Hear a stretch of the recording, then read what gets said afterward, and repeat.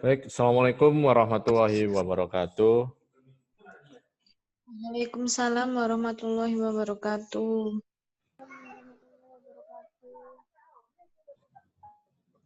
Untuk pembahasan kali ini kita bahas tentang teknologi informasi ya dalam supply chain. Artinya bagaimana hubungan teknologi informasi ya dengan supply chain, terutama pada saat ini ya. Saat ini itu kalau Pak Aris bilang era percepatan ya dengan adanya pandemi, yang mana orang itu semula katakanlah sudah belum, artinya belum secara menyeluruh siap dengan jarak jauh online, tapi dengan adanya pandemi maka dipaksa tanda kutip untuk bisa online. Nah, demikian juga dalam hal bidang-bidang yang lain.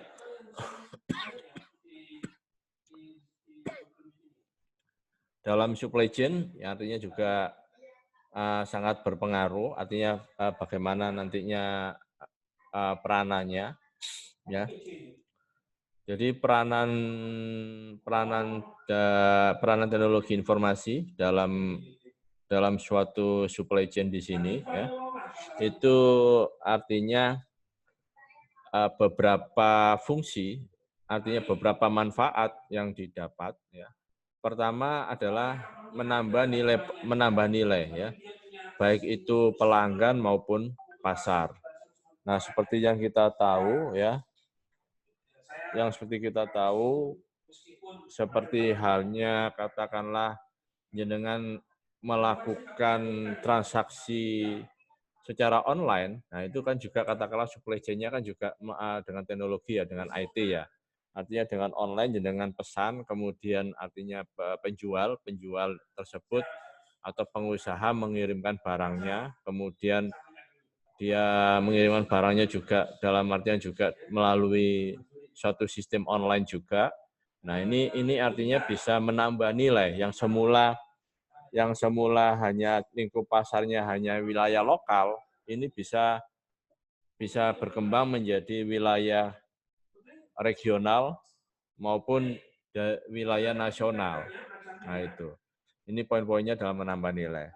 Yang kedua mengurangi biaya. Ya, jadi artinya dengan adanya IT dalam supply chain itu ada informasi yang cepat masuk sehingga kita tahu berapa kebutuhan pasar, berapa pesanan barang yang ada, sehingga ini akan mengurangi biaya pergudangan, seperti yang kita bahas pada pertemuan sebelumnya tentang manajemen pergudangan.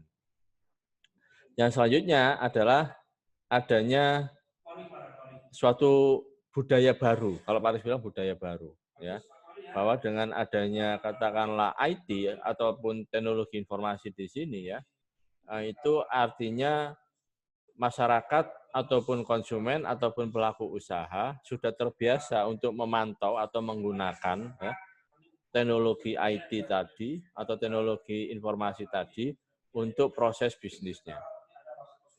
Yang berikutnya adalah memperkecil risiko. Dalam hal ini artinya pertama risiko kerugian dalam hal penyimpanan barang misalnya, atau risiko untuk dia tidak laku di pasar karena informasi sudah masuk berapa yang laku di pasar.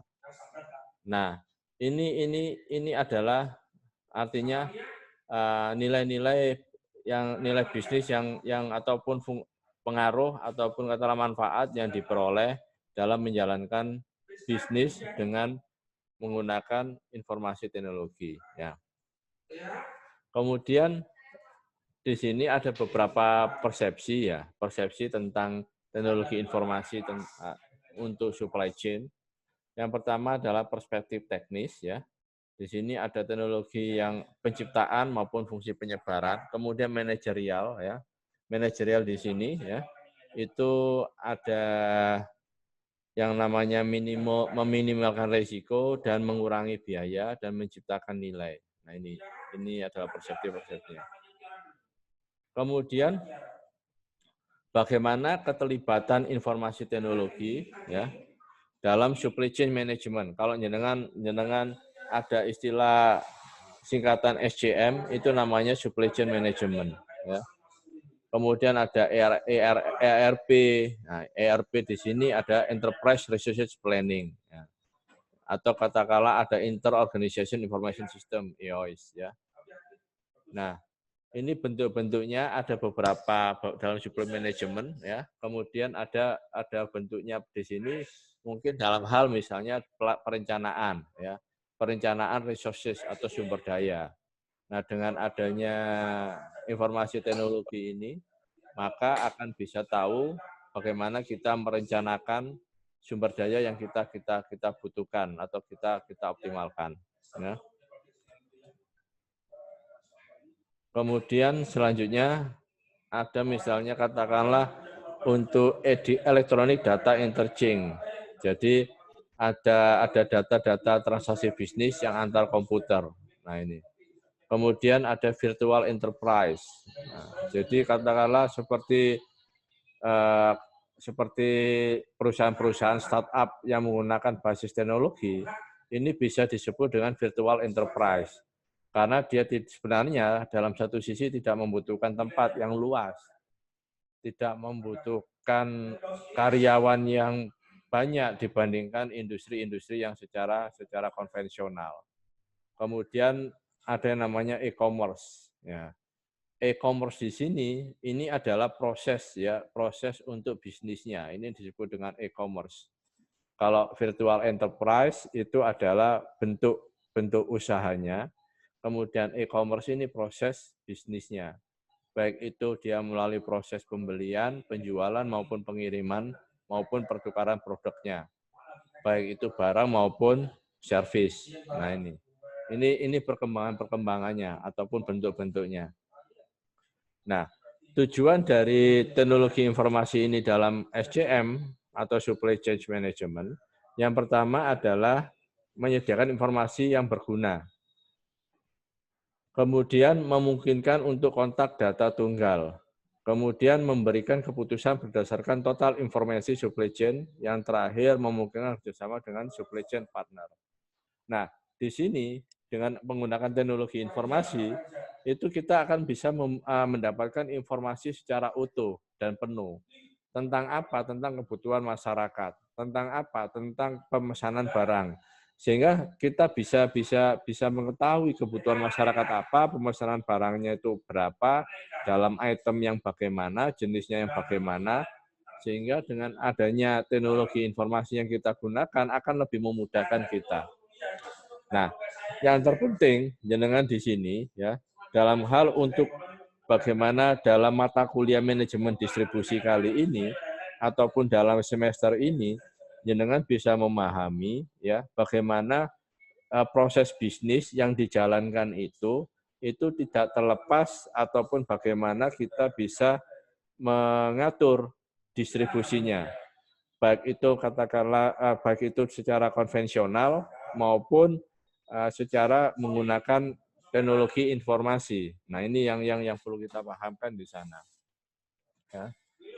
Kemudian ada strategic planning IT, ada strategi perencanaan dalam IT ya. Yang pertama ya, perusahaan menerapkan teknologi informasi ini dengan tujuan untuk proses kecepatan pengantaran barang maupun jasa serta kualitas dari pelayanan. Nah, perusahaan-perusahaan yang menggunakan cara yang konvensional, konsumen yang datang, itu pun sekarang sudah menggunakan untuk IT. Seperti yang dengan ketahui, usaha-usaha di bidang fast food ataupun kuliner itu sekarang tidak terlepas dengan menggunakan IT.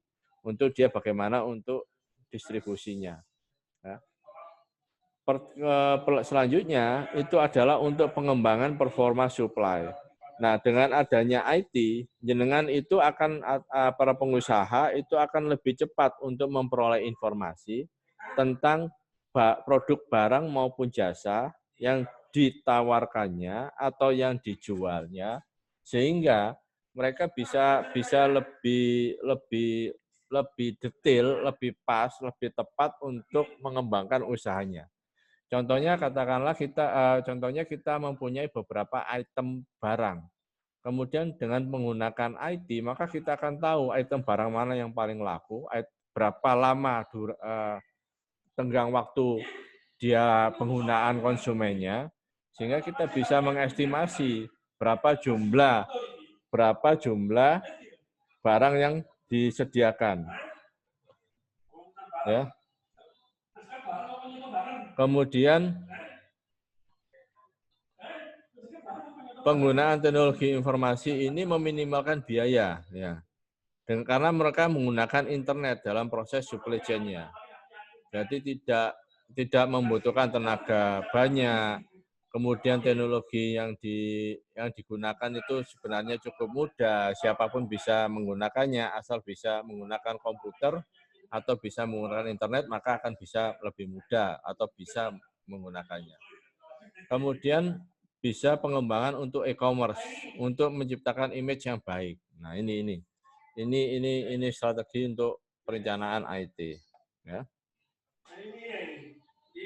Kemudian e-commerce di sini, ya, yang perlu Pak Aris tekankan, yang proses bisnis, ya, proses bisnis, baik itu dia mulai dari penyediaan barang sampai kepada barang itu diterima kepada konsumen. Namun bisnis di sini ada beberapa jenis atau beberapa macam. Yang pertama ini adalah untuk proses bisnis to consumer atau B2C. Jadi di sini adalah pelaku usaha melakukan transaksi, kemudian mengirimkan barangnya dan penggunaan barangnya itu ke konsumen. Yang berikutnya adalah B2B, business to business. Jadi jenengan itu melakukan transaksi atau pengusaha melakukan transaksi kepada para pengusaha juga untuk digunakan dalam proses produksinya. Ya, ini namanya B2B. Nah, contohnya bagaimana? Contohnya itu jika Anda mempunyai barang ataupun produk, baik itu barang maupun jasa, kemudian barang itu dimanfaatkan oleh pelaku usaha yang lain untuk proses produksinya.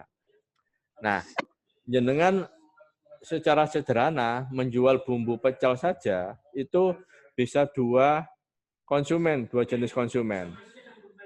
Baik itu konsumen akhir yang langsung menggunakannya, end user, ataupun dia konsumen perantara, yang mana dia dipergunakan lagi bumbu pecel itu tadi diproduksi menjadi nasi pecel, kemudian nasi pecel itu dijual kembali.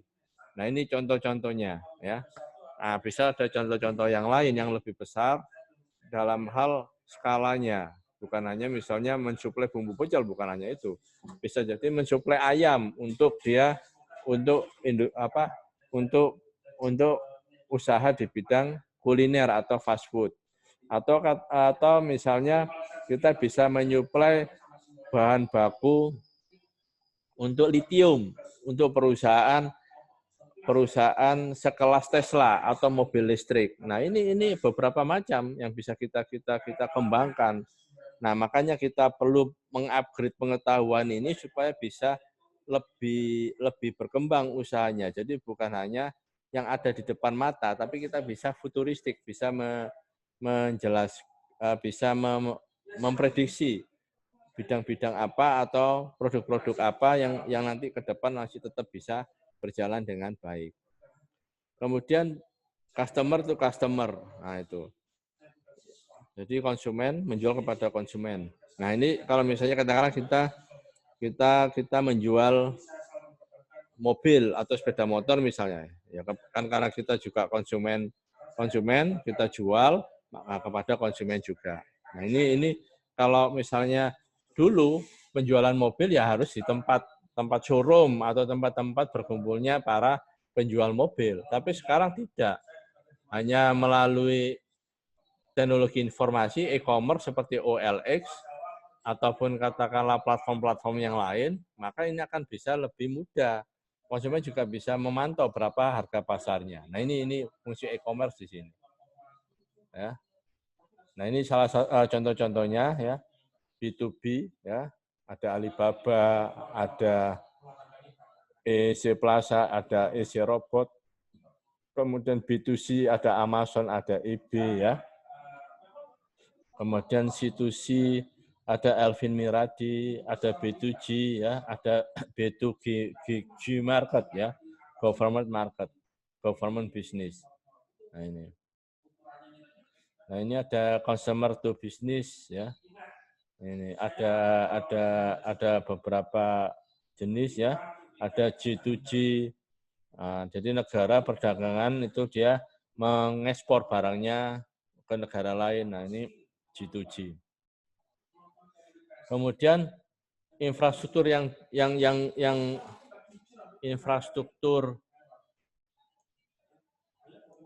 infrastruktur yang diperlukan juga harus memadai sehingga bisa terlaksananya IT dalam industri IT ini ataupun teknologi informasi teknologi ini digunakan dalam supply chain management atau dalam hal manajemen distribusi. Nah, jenis-jenis supply chain di sini, ya, ada namanya integrated make to stock, ya. Ini kalau misalnya integrated make to stock, ini berarti adanya stok ataupun adanya pengadaan barang, ya. Ada barang yang disimpan. Kemudian ada namanya continuous replenishment. Nah, ini bisa jadi dia tidak ada penyimpanan, ya. Karena barang ini dia ataupun penyimpanannya itu dia sesuai dengan polanya itu sehingga stabil. Tidak jangan yang perlu diperhatikan di sini barangnya jangan sampai putus sehingga proses produksinya bisa berjalan terus-menerus. Ya. Ada build to order. Jadi artinya jika ada pemesanan barang, maka pemesanan barang jadi, maka kita baru bisa memesan barangnya untuk memesan bahan bakunya. Ada channel assembly, ya. Ini modifikasi dari build to order. Nah, yang selanjutnya ada namanya global supply chain. Jadi global supply chain ini artinya penyaluran atau distribusi barang itu bukan hanya di dalam negeri saja, tapi sudah di luar negeri. Nah, karena dikatakan global, maka salah satu cirinya adalah barang itu sudah dikirim atau dibeli atau dijual ke luar negeri. Kemudian menggunakan mata uang asing. Nah, ini. Kemudian melewati batas-batas suatu negara. Nah, ini poin-poinnya di sini. Ya, apa tantangannya? Ya, tantangannya dari supply chain management di sini adalah adanya kompleksitas struktur supply chain. Ya. Misalnya ada perbedaan bahasa. Nah, dalam distribusi secara global ini ada tantangannya perbedaan bahasa, zona waktu, atau budaya antar perusahaan. Nah, misalnya dalam hal zona waktu. Dalam hal zona waktu, jika kita melakukan bisnis dengan perusahaan yang ada di Amerika, maka bisa jadi kita harus standby mulai dari malam, habis maghrib sampai subuh. Karena waktu mereka terpaut 12 jam. Di sini di Indonesia pagi, di United States atau di Amerika Serikat itu dia sudah sore menjelang malam. Jadi kalau di sekarang ini pukul 9, nah di sana sudah jam 9 malam. Nah, jadi nggak mungkin kalau misalnya pembelinya itu kita juga harus melayani, ataupun kalau misalnya kita penjualnya, maka kita harus melayani jam pembelinya, kapan dia pesan. Nah, itu. Kemudian ada ketidakpastian, ya. Ketidakpastian pasokan, kemudian ketidakpastian internal. Jadi kalau pasokan atau itu biasanya eksternal. Dan ini bisa jadi ketidakpastian itu juga pengaruh pada alam misalnya. Nah, kita dalam proses untuk pengiriman barang, tapi barang yang kita kirim melewati daerah yang sekarang lagi banjir. Dan ini kan akan mengalami kendala. Nah, permasalahan supply chain ini ada dua, ketidakpastian dan kebutuhan untuk mengkoordinir beberapa aktivitas. Nah, maka solusinya ya itu dengan menggunakan teknologi informasi. kemudian bisa kesalahan barang yang dikirim itu bisa melakukan proses verifikasi. Nah, kemudian adanya kualitas yang rendah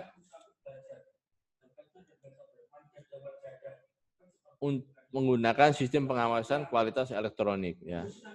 Kemudian proses pembelajaran yang lamban, mempelajari delay yang telah terjadi dan sebagainya. Nah, ini yang bisa Pak Aris jelaskan. Monggo jika ada pertanyaan untuk selanjutnya bisa didiskusikan lebih lanjut. Terima kasih. Assalamualaikum warahmatullahi wabarakatuh. Waalaikumsalam warahmatullahi wabarakatuh. Waalaikumsalam warahmatullahi wabarakatuh.